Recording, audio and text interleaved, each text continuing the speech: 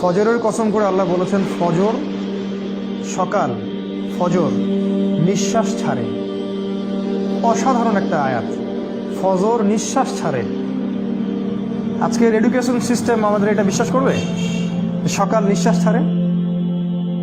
কোরআন বলেছে ফজর, ফজরের সময় মালায়েকা চলে আসেন, কেরাত হয় ইমামে, তারা শোনেন, কারা কারা নামাজে আসছেন তারা লিখে রাখেন, আল্লাহর কাছে লিস্টটা নিয়ে যান, নিয়ে গিয়ে দেখান যে ফজরের জামাতে হাজির ছিল। আবার আসরের জামাতে আরেক দল ফেরেশতা আসে, তারা আবার দেখেন আসরের জামাতে কারা কারা আছে, তারা আবার ফজর পর্যন্ত থাকে। কোরআনে সূরা ফজরের মধ্যে শপথ করে বলা হচ্ছে যে ফজর নিঃশ্বাস ছাড়ে। আমাদের এডুকেশন সিস্টেম কি বিশ্বাস করবে কথাটা যে ফজর নিঃশ্বাস ছাড়ে? তারা বল পাগলের প্রলাপ, কি বলে, হয়তো গাল গল্প বলে।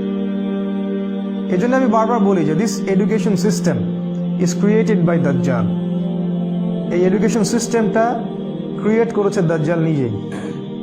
তার উদ্দেশ্য একটাই, কিভাবে আমাদের পুরো জেনারেশনের পর জেনারেশন, প্রজন্মের পর প্রজন্মকে আল্লাহ থেকে দূরে সরানো যায়, এটাই উদ্দেশ্য, আর কোনো উদ্দেশ্য নেই।